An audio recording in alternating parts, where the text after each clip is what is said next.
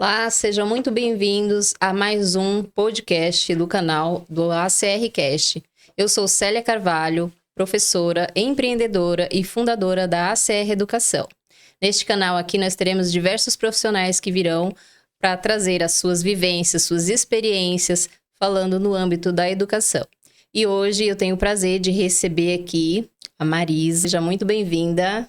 Olá, boa tarde, bom dia, boa noite para vocês. É um prazer estar aqui. Muito bom. Gostaria, Marisa, que você se apresentasse falando a sua profissão, a sua trajetória, no que você atua no momento. Bom, eu sou paulistana, sou psicóloga de formação, gosto muito da ideia, gosto de dizer, sou filha da PUC, né? Fiz psicologia aqui na PUC de São Paulo. Estudei um mestrado em educação física, porque desde os tempos finais da minha graduação eu comecei a atuar numa área que hoje está muito famosa, anteriormente menos, que é a psicologia do esporte. Então eu venho transitando nessa interface entre psicologia, esporte, psicologia do esporte. Estudei um mestrado em educação física na USP. E também, durante muitos anos, dei aula em graduação, em pós-graduação, atuando aí na área de educação, especialmente com muito carinho em disciplinas que me trazem aqui, como sociologia da educação, psicologia da educação e afins. Ai, que bom. Muito bom. Marisa, e na sua trajetória você já passou pela educação física, pela pesquisa, pela formação de profissionais. O que mais transformou o seu olhar sobre o ser humano ao longo dessa caminhada? Uau, pergunta desafiadora, hein? São quase 30 anos aí de trajetória. Eu diria que a transformação é muito forte em relação ao impacto dos tempos, da mudança dos tempos. Eu queria chamar de as mudanças geracionais, a forma como as sociedades hoje estão organizadas. Vejo que a gente tem lidado com pessoas que se comunicam de uma maneira muito mais dinâmica nos dias atuais. E talvez menos protocolar como eu vivi. Vou fechar aqui essa primeira pergunta com um exemplo prático. Houve um tempo ali na época que eu estudava, final dos anos 90, eu tinha uma curiosidade, um assunto que eu queria esclarecer e precisava conversar com um professor. E naquele tempo a gente ia ler algum material que aquela pessoa tinha elaborado, marcar um horário para conversar, ao invés de fazer uma pergunta que já estava disponível nos livros. Então, eu tinha que me preparar para uma pergunta, para uma conversa. Eu acho que essa é uma transformação que eu vejo. Muitas vezes as pessoas nos interpelam e fazem perguntas que já estão respondidas, já estão disponíveis, ainda mais nos tempos atuais, né, em que as mídias digitais facilitam esse contato. Então, eu diria rapidamente que uma transformação foi nas formas de interação, nas formas de comunicação. Fazer a pessoa pensar. Hoje vivemos uma sociedade que parece estar sempre com pressa. O que essa aceleração constante tem provocado nas pessoas? Com certeza os tempos mudaram. A aceleração dos tempos atuais tem trazido, ou é produto, né, de uma dinâmica de ansiedade, de uma aceleração, de uma certa, vou chamar aqui, agonia, né? A gente vive sempre na expectativa, sempre prontos para o que vai vir, só o que estou devendo, o que deveria ser. Então, está faltando decantar as informações. A gente está muito agitado e pouco pousado. Eu estou falando da velocidade das coisas, né? Muitas pessoas, às vezes, né, Marisa, tem muita informação e acaba ficando com acúmulo de informação e não sabe exatamente o que fazer. Eu acredito que as pessoas estão nesse momento agora, né? A gente vive um tempo bastante ambíguo, né? Desse acesso a informações. Mas o que você está dizendo é que falta a condição de filtrar isso. Sim, com né? certeza. E aí essa condição de filtragem, essa bagagem que te permite diferenciar as coisas, ela precisa de tempo para você conseguir fazer esses discernimentos. E o tempo também de não precisar responder na velocidade do clique, né? Então, como você disse agora há pouco, o tempo de pensar sobre as coisas é também um tempo de amadurecimento. Sim. Às vezes é o amadurecimento da própria pergunta, né? A gente precisa um pouco disso, às vezes. Certeza. E existe uma dificuldade crescente em lidar com processos, esperas e frustrações? O que você observa sobre isso nas novas gerações? Olha, vou dizer que eu observo isso em várias gerações e vou te dar um exemplo prático muito cotidiano. Transporte, meio de locomoção. A gente pode estar dentro dos automóveis, nas avenidas congestionadas aqui de São Paulo. A gente pode estar no transporte público, ou seja, o ônibus, o trem, o metrô. E a gente está muito mergulhado nas telinhas e menos mergulhado em observar o ambiente. A gente não está mais olhando ao lado, a gente não está mais vendo os acontecimentos, a gente não está se dando tempo de coletar as informações naturais. Informação natural é, às vezes, ver o sol. Quando a gente está parado no trânsito, num congestionamento, ou naquele lento dos horários de pico, que hoje em dia são menores, é verdade. O que eu estou dizendo é que não só gerações mais novas, mas vários de nós, nas diversas gerações, mergulhamos dentro da maquininha e estamos desconectando da realidade ao redor, né? Às vezes você está com a pessoa, mas ela não está presente. Ah, sim. O corpo está presente, mas a intenção nem sempre, a atenção na interação. Né? Certeza. Então, acho que o que você está falando é que a gente não tem mais esse exercício de lentificar o tempo para estar ali. Né? A gente está passando. Vou fechar com um exemplo mais simples e que todo mundo conhece. Shows musicais. A gente está vivendo um tempo aqui no Brasil, e é óbvio, eu tenho falado aqui sobre São Paulo, mas muito potente. A gente tem gerações de artistas, músicos, bandas, de carreiras longevas, de 20, 30, 40 anos, 50 anos de carreira, estão aí nos palcos, muitos fazendo as suas despedidas. A gente não vai ao show viver a emoção ao vivo. Ver, sentir. A gente vai para colocar a maquininha e fazer uma gravação. A gente não está mais vivendo a experiência. A gente está tentando registrar, mas eu nem sei exatamente o que está acontecendo depois do registro, né? A gente está perdendo o ao vivo. É sobre isso. Com certeza. E na sua visão, qual que é a relação entre a educação e a saúde emocional? Dentro da lógica do que a gente está falando aqui, do tempo das coisas, a educação emocional, o processo de amadurecer o gerenciamento do que acontece dentro do coração, dentro da pele, né? Na cabeça. O amadurecimento emocional, ele precisa de um tempo. Né? Esse tempo não é nada muito longo. Acho que o exemplo simplório que eu posso dizer, a gente está em época de Copa do Mundo, de futebol masculino, é o tempo de você digerir o resultado de um jogo, é o tempo de você comentar com os amigos de um dia para o outro.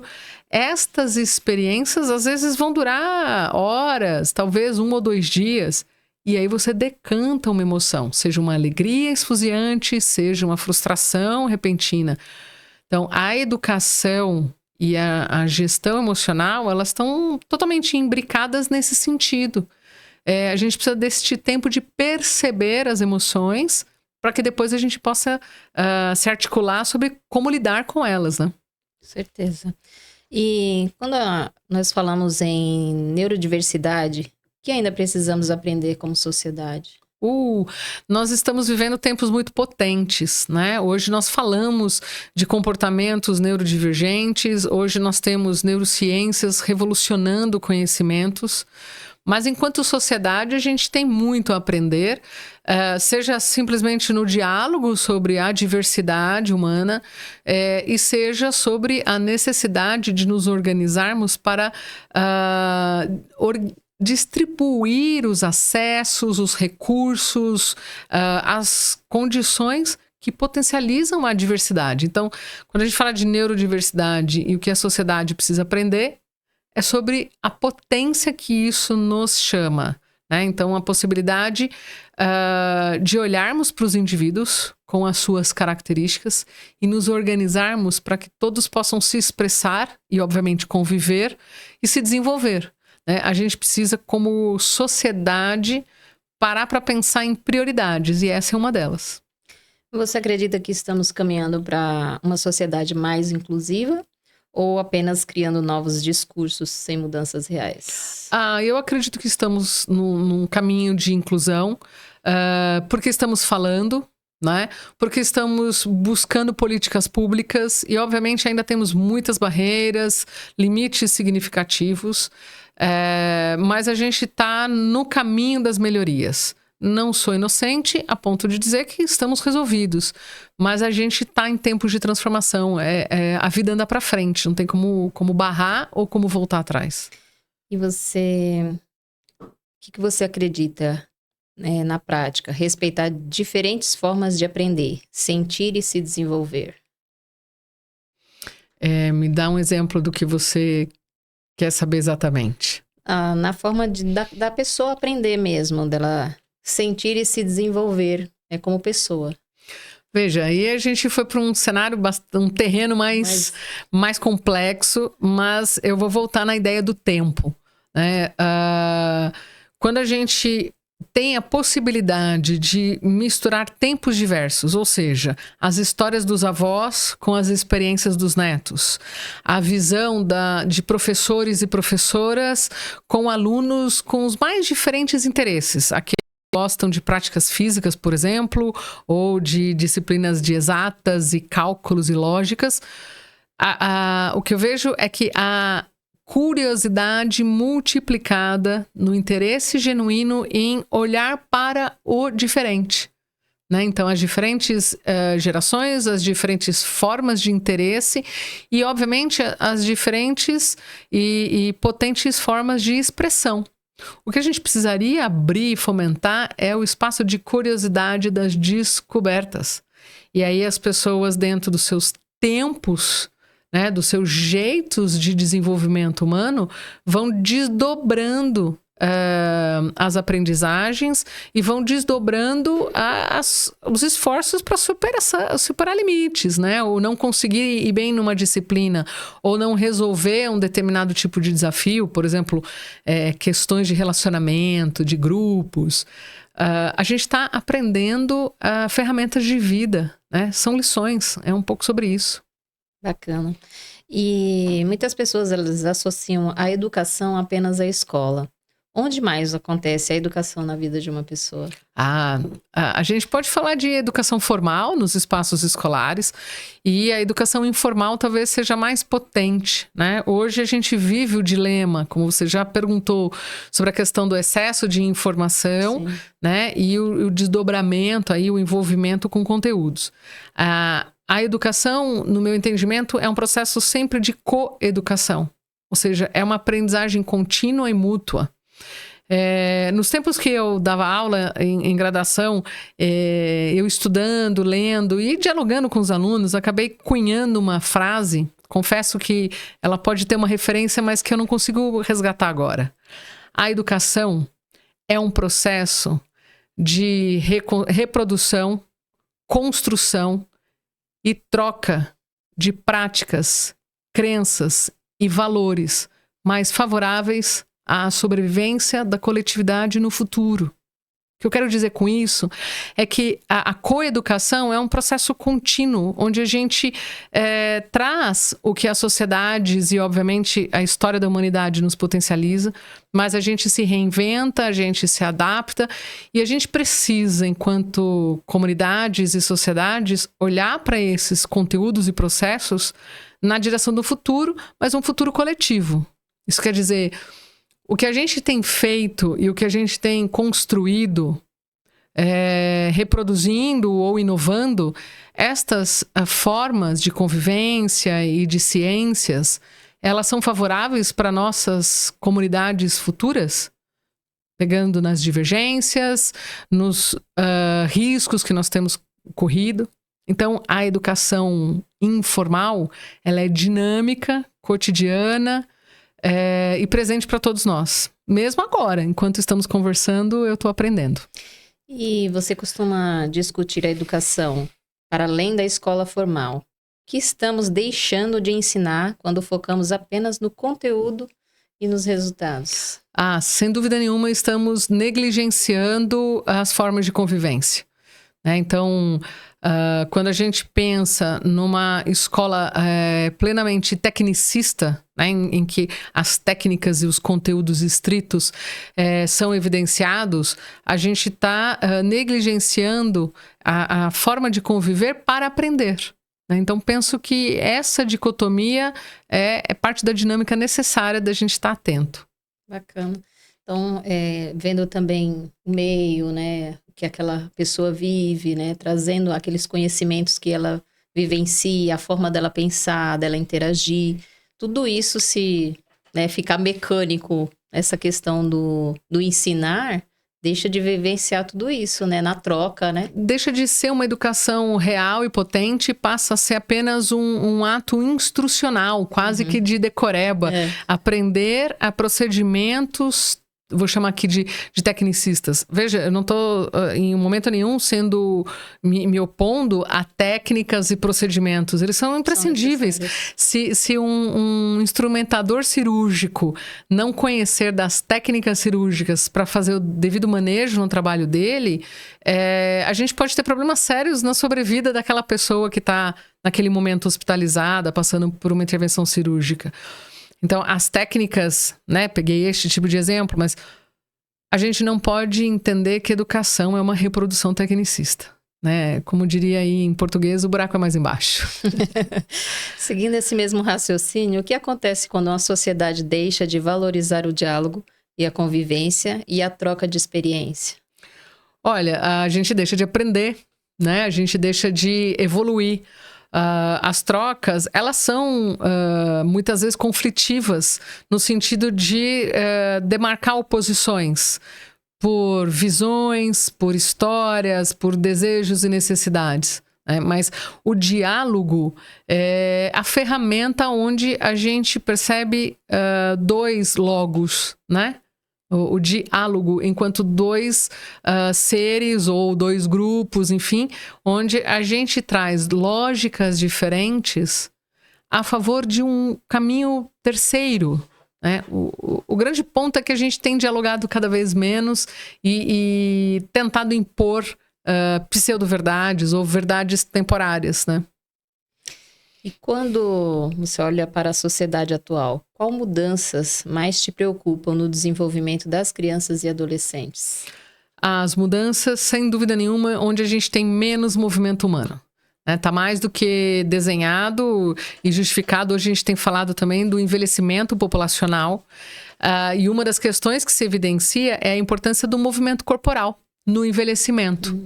Então, quando você me pergunta sobre as questões da juventude e das gerações mais novinhas, né, crianças, o que me preocupa é a falta de estímulo para o gosto, para o domínio corporal, para o desenvolvimento da psicomotricidade.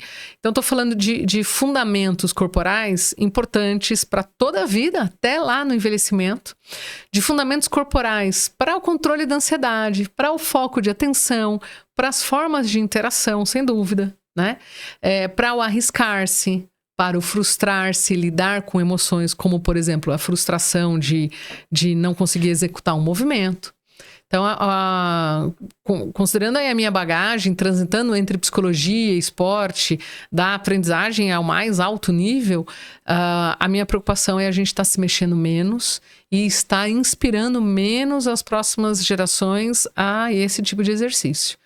Mas no âmbito que nós estamos hoje, com a parte tecnológica, por exemplo, as crianças não brincam mais, ficam muito na tela, os jogos, né, referente a isso, vão impactar bastante também, né? Sem dúvida, a gente tem um paradoxo, né, do uso das tecnologias e das ciências cognitivas, trazendo estímulos e informações e mensurações sobre os estados, por exemplo, neurocognitivos, né? Mas quando a gente traz a integração do corpo e do cérebro, tendo as emoções como parte dessa mediação, eu ainda arrisco sugerir que, mesmo com a presença das tecnologias, do uso excessivo de telas, as pausas são o segredo. Então, quando a gente faz uma pausa para ver um pôr do sol, quando a gente faz uma pausa para assistir um jogo de bola, voltando aqui ao exemplo da Copa do Mundo, para assistir um jogo de bola ao vivo, ainda que pela tela, todo mundo vibrando, comendo pipoca, vivendo aquela emoção, a gente está criando uma situação em que as pausas entre excessos. Né? Eu arrisco dizer isso.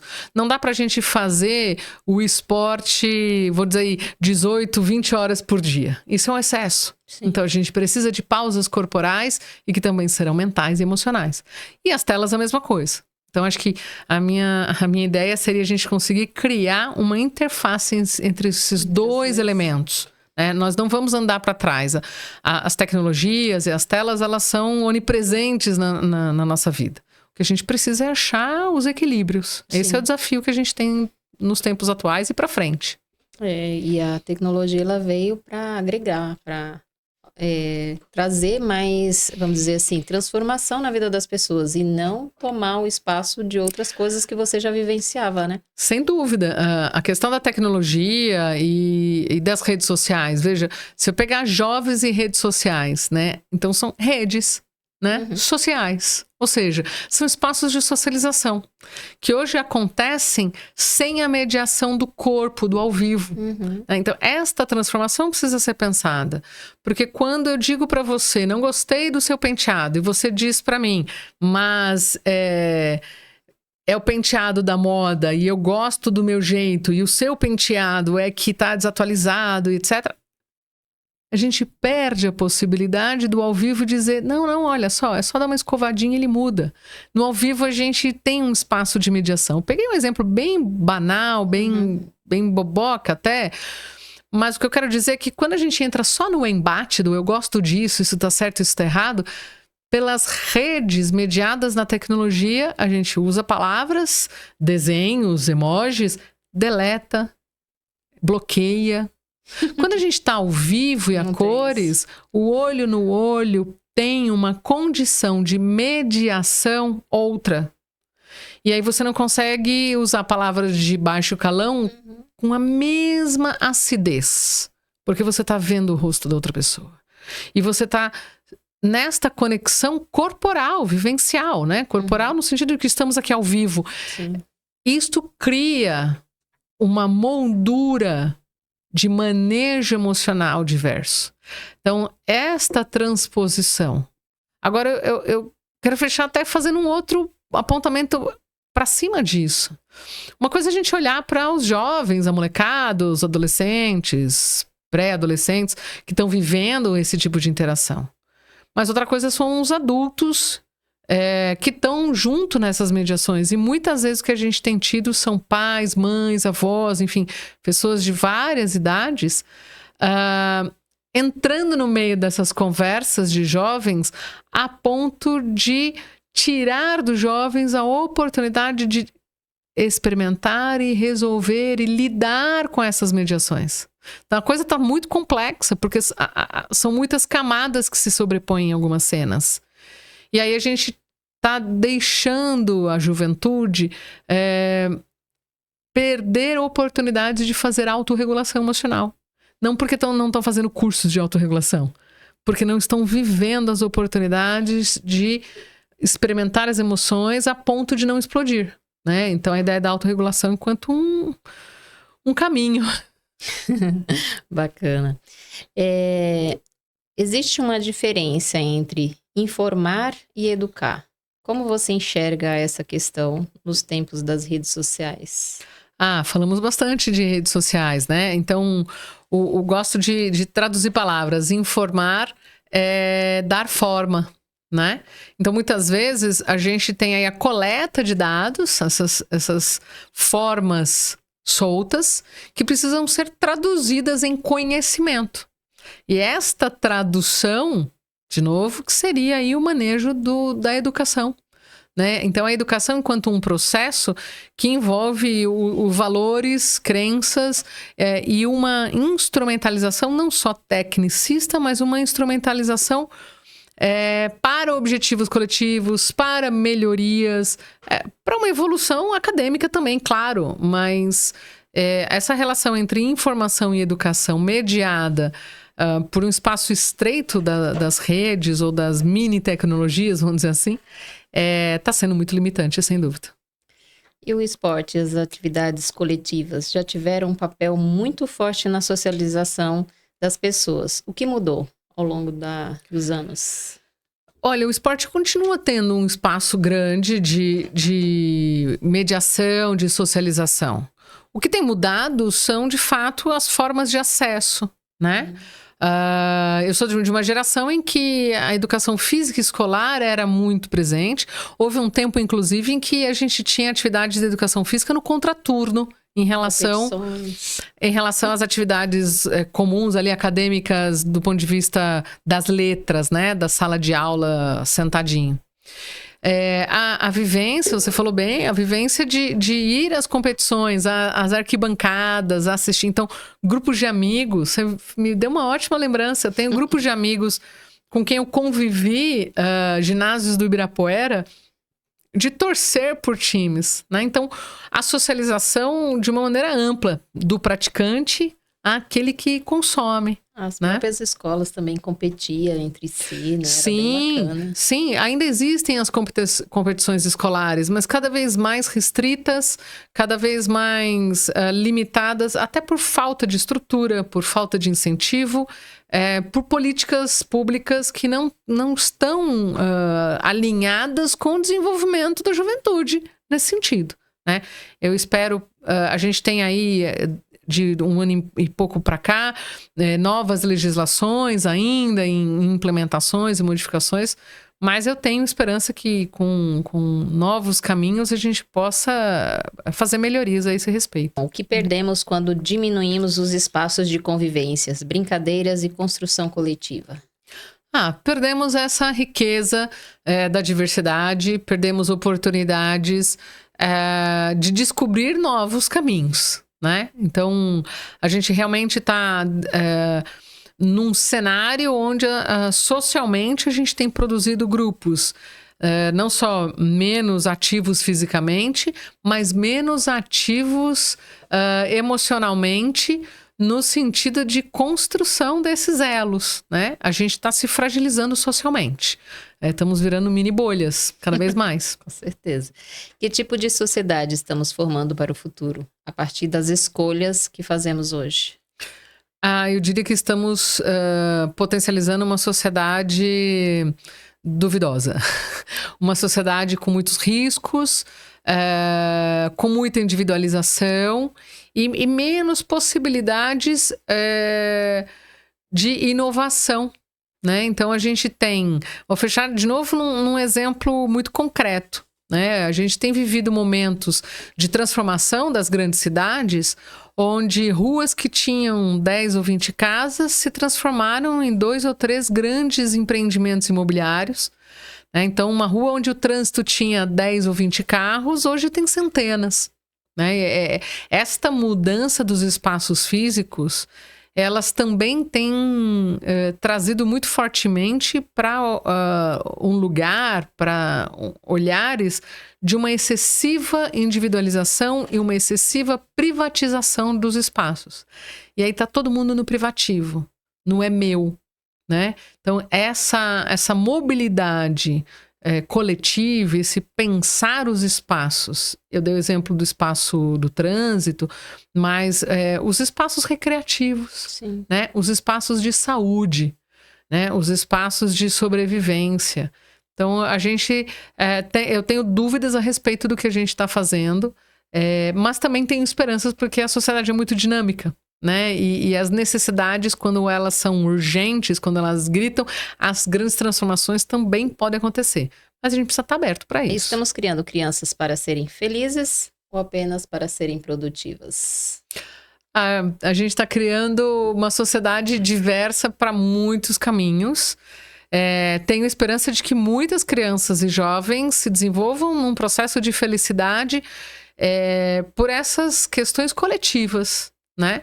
Enquanto a gente entender felicidade enquanto o checklist dos meus desejos, nenhuma felicidade será favorável para a gente, né? E as produtividades, enquanto passar no vestibular, cumprir o passo a passo do que seria uma escola formal, eles também já estão se mostrando limitados, né? A gente tem vivido gerações de jovens, 30 menos, né? Pessoas com menos de 30 anos de idade, já demonstrando uma saturação no mercado de trabalho. É curioso, né? Enquanto a gente pensa em formação acadêmica de uma maneira linear, por volta dos 25, 28 anos, você está ali consolidando uma graduação, uma pós-graduação, uma especialização, ainda que você tenha feito um curso técnico e já esteja no mercado de trabalho desde muito cedo.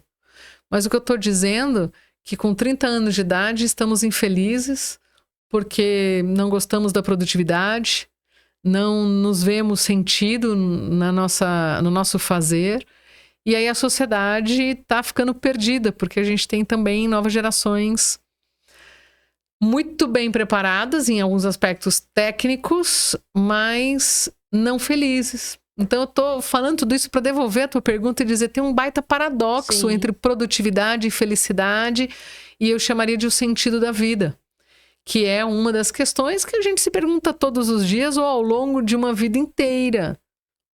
Fala-se muito de propósito. Sim. O que eu estou querendo dizer é que dizer para os jovens que eles precisam ter um propósito e a vida vai se realizar a partir disso também é perigoso, né? A gente precisa fazer coisas de propósito, ou seja, com intencionalidade, né? Seja no cumprimento das tarefas formais, educacionais, tecnicistas, mas também nas formas de interação humana, né? Os propósitos estão na convivência.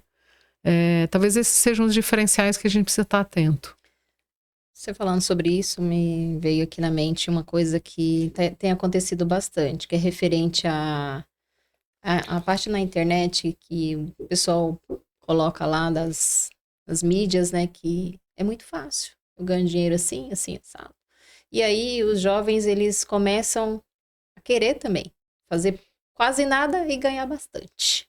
Você acha que nisso também vem a questão da frustração? Muitas pessoas já não querem trabalhar, porque muitas empresas falam referente a isso, que as pessoas não querem mais ter esse tempo para ir trabalhar, acha que tem que trabalhar 8 horas, querem ganhar muito mais e vice-versa. O que você falaria referente a isso? Eu diria que do ponto de vista do mercado de trabalho e das transformações tão dinâmicas que a gente está vivendo, a gente precisa estar atento sobre novas lógicas, né? Novos modelos.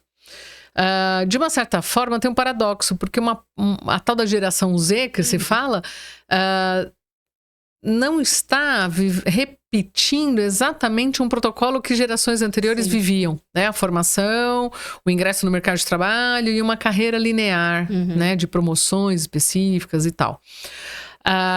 E está buscando uma coisa que as gerações anteriores vislumbravam muito lá no período da aposentadoria, que era a ideia de eu preciso usufruir da vida, né? Então tem um paradoxo, porque os jovens de alguma maneira estão dizendo, não, já aprendi com outras gerações que não se trata de mergulhar e dedicar todas as minhas horas úteis exclusivamente para o ambiente de trabalho. Eu preciso ter equilíbrio. Ok, isso é realmente uma boa questão. O que você trouxe é um outro lado, que é mecanismos de ascensão social e principalmente econômica quase que relâmpago, né? Meios muito rápidos, muito fáceis.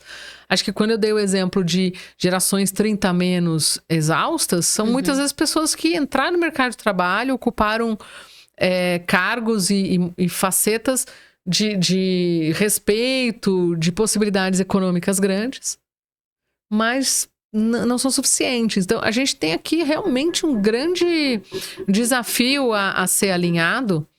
E não acho que é sobre só uma geração desinteressada. É sobre uma sociedade perdida. A gente precisa fazer com que o equilíbrio dessas duas interfaces seja melhor pensado. Ou seja, os jovens não estão errados de querer usufruir da vida. Mas o modelo de ganhar dinheiro rápido, contrariando os modelos anteriores de esforço e construção, este modelo rápido ele não é sustentável, né? Ele não está disponível para todo mundo o tempo inteiro. A gente tem aqui um grande dilema que eu não arrisco ter uma resposta definida. Eu acho que merece a gente continuar conversando sobre ele. E por que parece que temos acesso a cada vez mais informações, mas dificuldade crescente de lidar com nós mesmos? É sobre isso, é sobre o tempo, né? A gente não tem parado para olhar pra gente. Então a gente está correndo, como você já comentou, a gente está agitado e muitas vezes porque se a gente parar para reparar, a gente não vai ver coisas tão gostosas. Porque estou exausto, porque estou sozinho, porque não estou conseguindo ascender profissionalmente. Então existem muitas barreiras, muitos nãos que a gente está vivendo.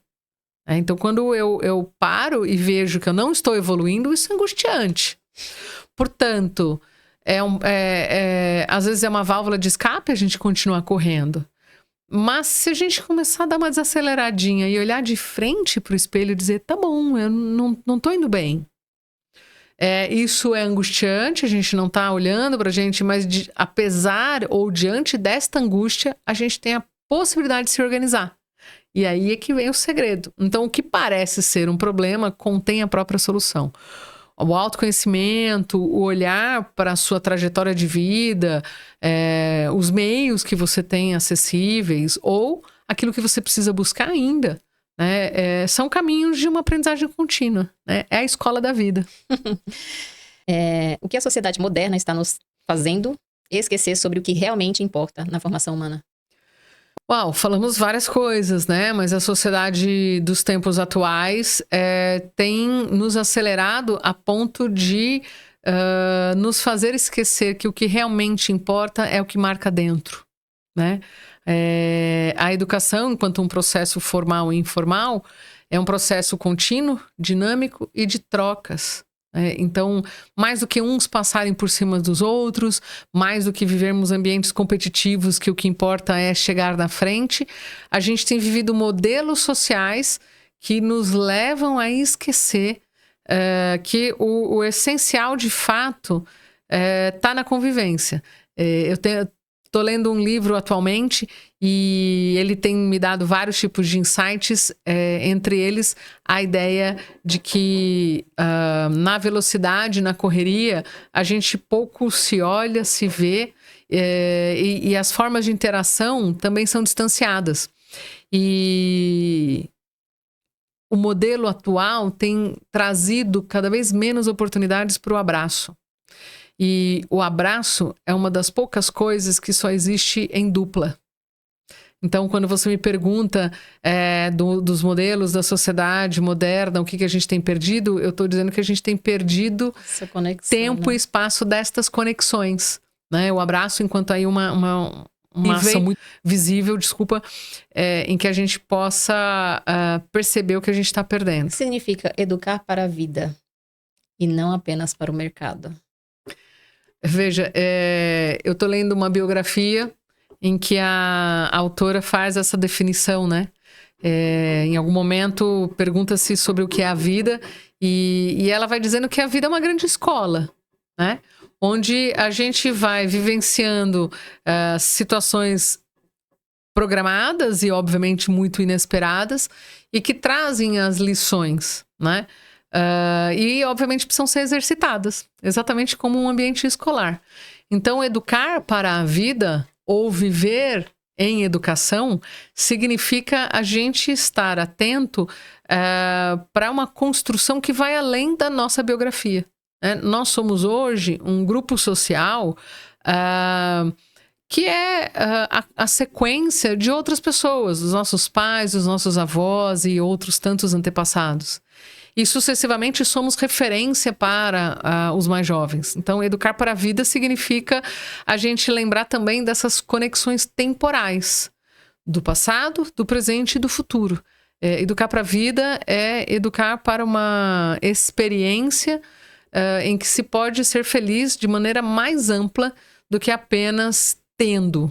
Significa educar para ser e não para ter. Dentro do que você fez e faz, quais são as suas projeções para o futuro? Uau! Eu vejo que hoje falando aqui um pouquinho pessoalmente, eu tô na meia-idade, né? Então, claramente, olhando para trás e para frente, já entendendo aí alguns erros e acertos que cometi na minha carreira ou que aprendi com a minha geração.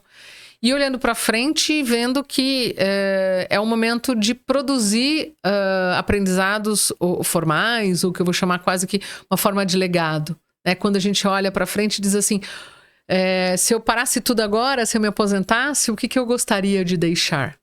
Então, quando você me pergunta isso, eu comecei uma parte da resposta falando de uma maneira muito individual, biográfica, mas olhando enquanto coletividade, né? Então, eu comecei me apresentando, dizendo que eu sou psicóloga e que trabalho no esporte. Então, nessa interface, psicologia do esporte. Hoje eu posso falar de um tempo em que psicologia do esporte não é um assunto desconhecido, né? As pessoas...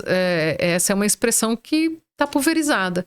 Então, nesse paralelo, eu olho para frente e vejo possibilidades da gente continuar se inventando, se ampliando, e tendo o desafio de não ser tão destrutivos como conseguimos ser enquanto coletividade. Agora eu saí da minha referência biográfica e ampliei para um futuro, dizer, eu vejo esperança, eu vejo perspectivas, mas eu vejo, sobretudo, necessidades da gente parar para organizar alguns pontos. A gente, enquanto coletividade, está tratando a educação como apenas um aspecto em que se bate na teclinha automatizante. Vou fechar falando de educação pública no Brasil, um pouco mais aqui no estado de São Paulo, que obviamente eu conheço mais por estar aqui.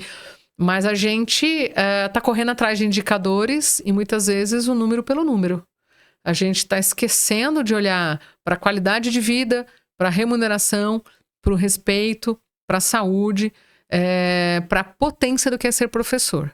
Se a gente vivesse numa sociedade onde a gente parasse para fazer escolhas, a gente deveria escolher parar o Brasil e ir para a rua, enquanto a gente não tivesse condições reais de trabalho, de respeito, de remuneração e, obviamente, de desenvolvimento real das escolas.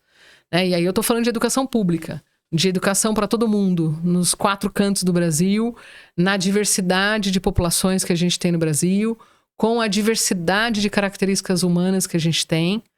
Você levantou a questão da neurodiversidade. Então, o que eu vejo para o futuro é a necessidade da gente pautar a educação como prioridade número 1.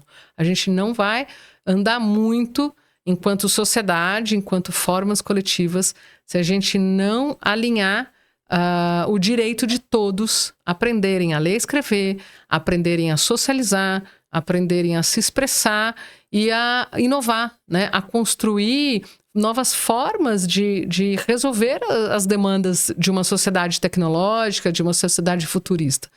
Mas a gente precisa priorizar. Enquanto a gente não colocar a educação em primeiro lugar, a gente vai continuar num espaço preocupante. Uau, isso aí. Marisa, dentro das suas vivências no seu trabalho, o que foi mais marcante? Uau! Difícil pensar em mais marcante. Eu tenho uma trajetória muito peculiar, muito, muito especial em transitar como psicóloga em ambientes esportivos, com jovens em formação, então jovens que sonhavam em ser atletas profissionais. Tenho a oportunidade, o privilégio de transitar em espaços de formação de jovens adultos, então já atletas, e que participam das competições mais variadas, do mais alto nível, né? Então, você me perguntar o que tem de muito especial é muito difícil, né? Eu poderia falar, o especial é porque eu estive numa edição dos Jogos Olímpicos e me senti uma profissional capacitada, habilitada e em condições reais de colaborar com o sucesso de atletas. Sim, isso aconteceu, eu tenho essa experiência e isso é uma experiência única, né? É primorosa. Mas vou te dar outros 2 exemplos que já me perguntaram e no exercício dessa reflexão eu queria dar ênfase a eles. Um deles é efetivamente uma atleta que tem uma carreira muito longeva, são mais de 20 anos como atleta de alto rendimento, desde jovenzinha até quase 40 anos de idade. E uma pessoa que é feliz pelo que faz cotidianamente, vive barreiras, tem dificuldades, teve resultados expressivos na carreira dela, mas a alegria de ver esta pessoa se desenvolvendo no autoconhecimento, no que a gente está chamando aqui de autorregulação emocional, e de se reconhecer como alguém que se reinventa e é capaz de buscar o seu melhor sempre, né? Então, acho que isso é uma alegria para mim, que ela é muito diferente da alegria daquele instante da conquista esportiva. Mas é uma alegria pouco visível, que eu comparo com o processo do professor, né? É um processo que vai se desdobrando, em que muitas vezes o professor da iniciação, né, dos primeiros anos de letramento, ou o professor ali, quando te ajuda a decidir uma carreira, por exemplo, ele não é reconhecido lá no dia do diploma, ele não é reconhecido no dia da promoção esportiva. Então, estou fazendo esse paradoxo, esse paralelo. Então, na minha biografia, é marcante momentos especiais, onde eu pude, de fato, ajudar processualmente e também pontualmente atletas a atingirem os seus maiores sonhos, né? Mas auxiliar atletas lidando e se desdobrando nesse processo é algo que eu diria que ele é pouco visível. Talvez no nosso cotidiano, como profissionais, educadores, ele é... Não sei se eu chamaria de invisível, mas ele é difícil de ser palpável, né? É os bastidores que ninguém vê. É esse aí. E que faz com que a gente tenha que se reconhecer. E aí eu vou fechar com o último exemplo dos bastidores que ninguém vê. Recentemente eu tive a oportunidade até de reencontrar com um jovem que foi aluno num dos ambientes onde eu pude lecionar. Hoje ele tem mais de 35 anos de idade. E quando ele tinha 20 e poucos, ainda era bem, bem jovem, ele passava por um momento delicado na vida pessoal. E depois de algum tempo, ele me contou essa história, que quando terminava a aula, a gente às vezes ficava conversando. Ele vinha tirar uma dúvida, fazer um comentário. E depois de alguns anos, ele me procurou por redes sociais e disse que aquele tempo tinha sido muito precioso, porque o fato de eu dedicar minutos para ouvi-lo, seja por uma dúvida, ou seja até por um relato pessoal que ele de fato tinha feito, aquilo tinha sido decisivo para mudar algumas circunstâncias da biografia dele. Eu tenho com muito orgulho e acho muito inspirador essa oportunidade de cada um de nós, seja o professor da sala de aula, seja o profissional dos diversos campos esportivos ou outros, você se sentir parte do que potencializa o desenvolvimento do outro. Eu acho que é isso que eu queria deixar marcado com esses dois exemplos. Então, na minha trajetória, mais do que viver a explosão da conquista esportiva naquele exato momento de uma medalha muito importante ou de um campeonato, quando esta conquista revela um processo em que os envolvidos se sentem efetivamente conectados, eu acho que é o que eu tentei transpirar aqui para dizer que se a gente conseguisse reconhecer no nosso fazer profissional, qualquer que seja ele, esse privilégio, eu diria que nós somos muito felizes. Então, eu agradeço a sua pergunta porque me emocionou por rememorar estas condições. A condição de fazer a diferença na vida de alguém, né? Às vezes de uma maneira muito pontual ou de uma maneira um pouco mais dinâmica, mais dispersa, como você disse, nos bastidores, né? Então... É difícil as pessoas voltarem para falar referente a isso. Às vezes você impacta a vida da pessoa e ela não volta para poder agradecer ou falar. Ou muitas vezes a gente faz isso de uma forma que pra gente não é impactante, mas para outra pessoa é. Exato.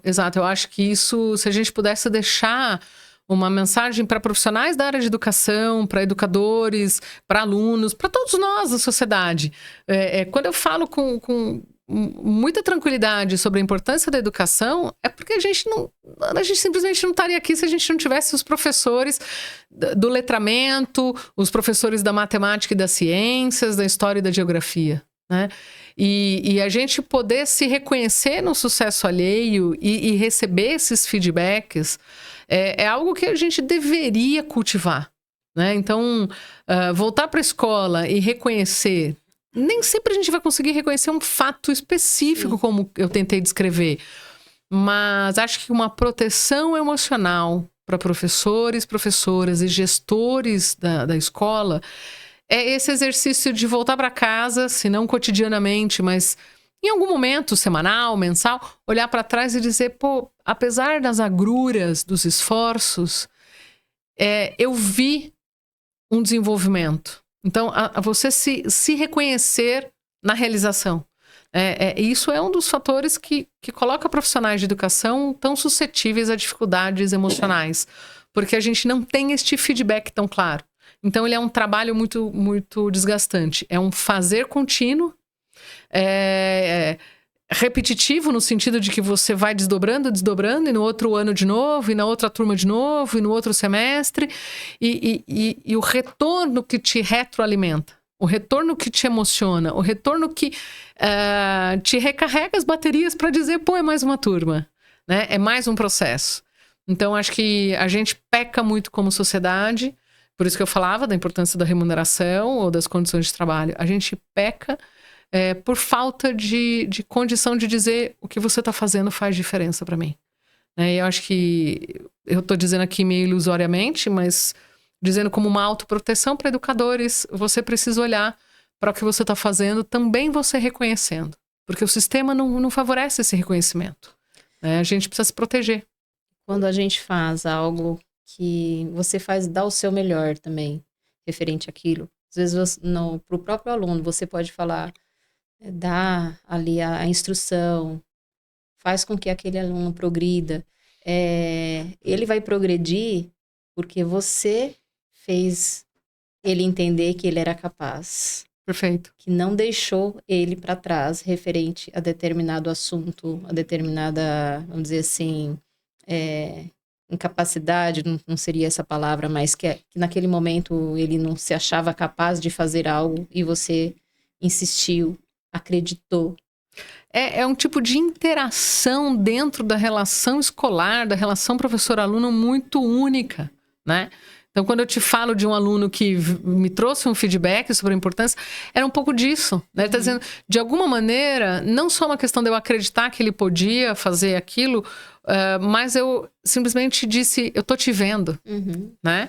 E eu tô vendo que tá difícil, eu tô vendo que você não deu conta de lidar com esse conteúdo, né? Então, a hora que a gente se coloca como um parceiro do desenvolvimento alheio, e aí você foi muito feliz quando você diz, a gente se perceber que eu dei o meu melhor, então eu como profissional também vou buscando ferramentas para melhorar a minha prática, para atingir populações novas, diversas. Então, quando a gente está aqui falando sobre população neurodivergente, quando a gente está falando sobre a geração Z, sobre as dificuldades do mercado e do ambiente de trabalho, a gente também está falando sobre as nossas necessidades como profissionais da capacitação continuada.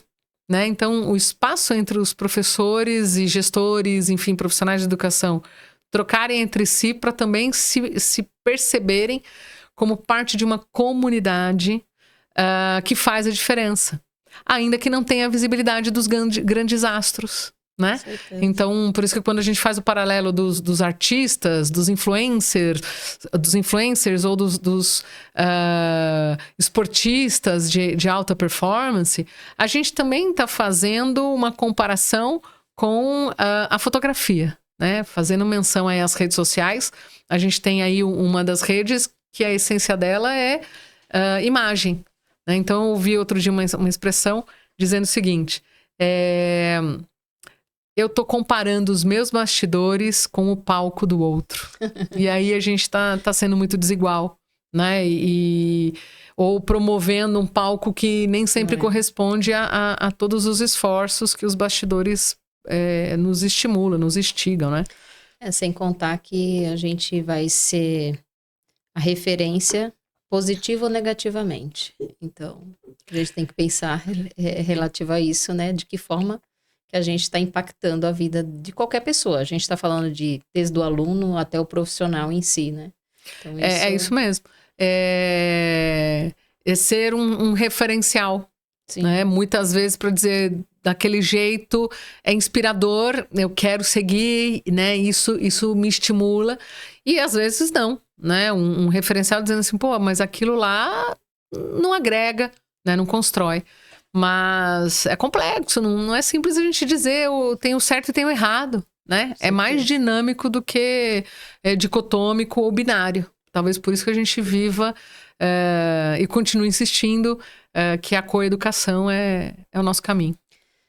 Agora, para finalizar, gostaria que você deixasse uma mensagem, né, de tudo aquilo que você já vivenciou, do que a gente falou aqui, né, relacionado à educação, a sua visão futura aí para essa questão.